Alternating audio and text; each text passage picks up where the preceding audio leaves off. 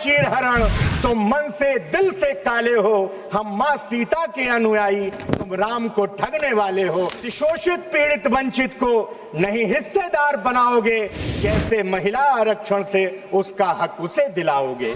जो मीलों पीछे छूट गए उनको आगे आना होगा, इस महिला आरक्षण में भी पीडीए को लाना होगा।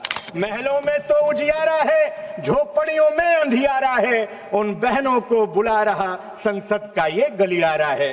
नीयत साफ तुम्हारी है, अध्यक्ष जी संरक्षण दे दो, जो संख्या अभी है संसद की उसमें ही आरक्षण दे दो। धन्यवाद सभापति जी। मैं सबसे पहले मेरे नेता समाजवादी पार्टी के राष्ट्रीय अध्यक्ष जी के द्वारा इस सदन में रखी गई बातों से अपने आप को संबद्ध करता हूं। साथ ही साथ संविधान के 131वें संशोधन का पुरजोर विरोध करता हूं। हास्यास्पद यह है सभापति जी, जो महिला आरक्षण बिल, नारी वंदन अधिनियम बिल जो सर्वसम्मति से 2023 में पारित हो गया था, उसे आपने नोटिफाई ही नहीं किया। कल आधी रात में नोटिफाई करके एक्ट बनाया। इसी से आप महिला आरक्षण लागू करना चाहते हैं, आपकी नीयत का पता चलता है। सभापति जी, कल बड़ी खूबसूरती से माननीय प्रधानमंत्री जी अपना राजनीतिक एजेंडा सेट करके चले गए कि विपक्ष महिला आरक्षण का विरोधी है।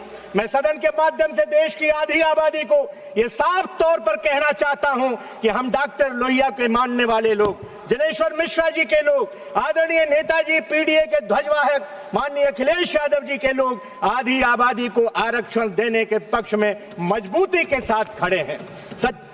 परंतु सत्ता पक्ष इतिहास बनाने की सनक में लोकसभा क्षेत्रों का भूगोल बदलने पर आमादा है। हम आपकी मंशा नारी शक्ति के वंदन की नहीं है, बल्कि आप नारी शक्ति के कंधे पर बंदूक रख करके लोकतंत्र को लूटना चाहते हो। सच्चाई यह है, परसीमन के नाम पर नई सियासी सरहदें खींची जाएंगी, नई समीकरण बनाए जाएंगे और जिनके हाथ में हुकूमत है उन्हीं के रास्ते आसान किए जाएंगे। आदरणीय सभापति जी, इसमें हर तबके की नुमाइंदगी है क्या? क्या इसमें 80% ओबीसी मुस्लिम बहनों का हक शामिल है? जो सबसे पीछे छूटे हैं उन्हें गिने बिना ये तकसीम कैसी, ये इंसाफ कैसा, तहकीक के बगैर तहरीक कैसी?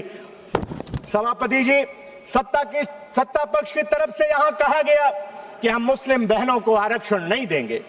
आप कैसे देंगे?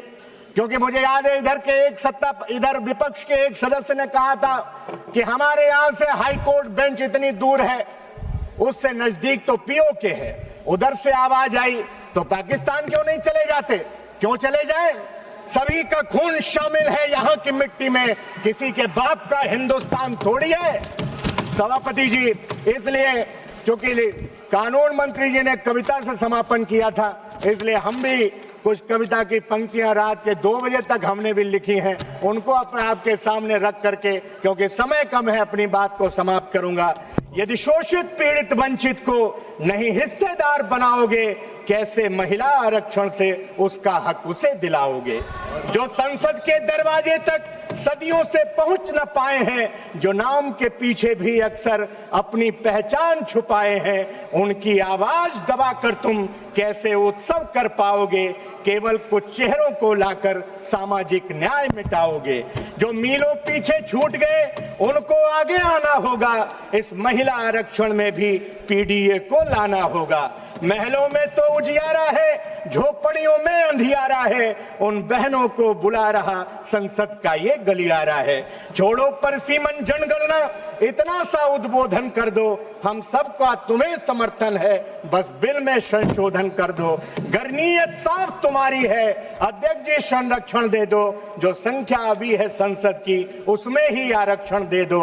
अब बंद करो ये चीरहरण, तुम मन से दिल से काले हो, हम माँ सीता के अनुयायी, तुम राम को ठगने वाले हो। आपने समय दिया, बहुत बहुत धन्यवाद सभापति जी। कुछ कहना चाहता हूँ।